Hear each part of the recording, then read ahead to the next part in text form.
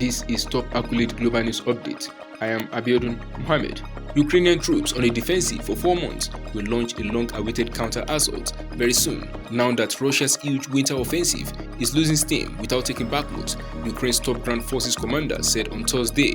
The remarks were the strongest indication yet from Kiev that it is close to shifting tactics, having absorbed Russia's onslaught through a brutal winter and prevented Moscow from claiming its first victory since last August. Russia's Wagner mercenaries trying to capture Bakhmut in the longest and bloodiest battle of the war are losing considerable strength and are running out of steam, Kiev's Ground Forces commander Alexander Sersky said in a social media post. Journalists near the front line north of Bakhmut saw signs consistent with the claim that the Russian offensive in the area could be flagging. At a Ukrainian-held village west of Soledar on Bakhmut's northern outskirts, the intensity of Russian bombardment had noticeably lessened compared to a pressman's visit nearby 2 days earlier. On Monday, Yevgeny Prigozhin published a letter to Defense Minister Sergei Shoigu saying Ukraine aimed to cut off Wagner's forces from Russia's regular troops, demanding Shoigu act to prevent this and warning of negative consequences if he failed.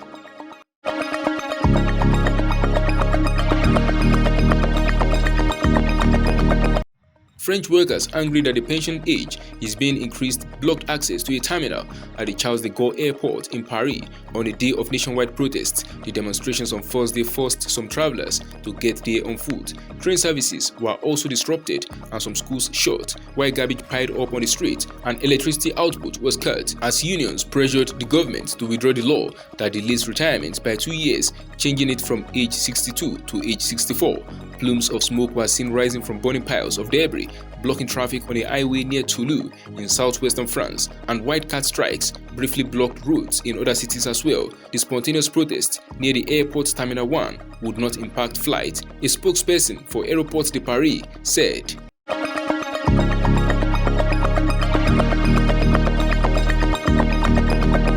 The United States plans to deploy Aegean A-10 attack planes to the Middle East as a replacement for more advanced combat aircraft that will be shifted to the Pacific and Europe as tensions with China and Russia intensify, a news report says. The Wall Street Journal reported on Thursday the move, scheduled for April, is part of a broader plan that also calls for retaining modest naval and ground forces in the Middle East region. According to American officials, Pentagon spokesman Brigadier General Patrick Ryder told the journal the global force management process is dynamic and the Secretary of Defense makes decisions based on threats to our forces and our national security interests. Ryder declined to discuss the specifics of the move. The news report said some US officials have criticized the plan to switch out the advanced fighter aircraft for the older A-10 jet, saying it could weaken American military power in the Middle East. The Air Force's A-10 close air support attack plane is known as the tank killer.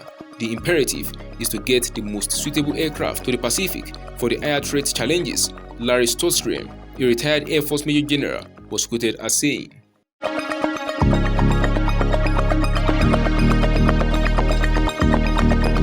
A lower court in India sentenced opposition leader Rahul Gandhi on Thursday to 2 years in jail on charges of defamation for a 2019 speech in which he referred to thieves as having the surname Modi.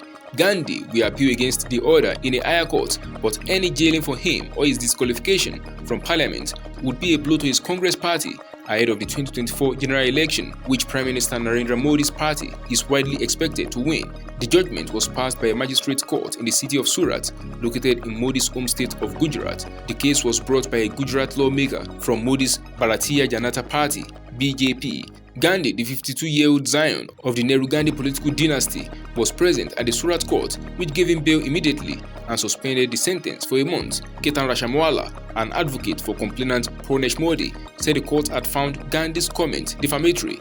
An advisor to the federal government, Kanchan Gupta, said Gandhi could face immediate disqualification from parliament following the conviction, in line with the 2013 order of the country's highest court.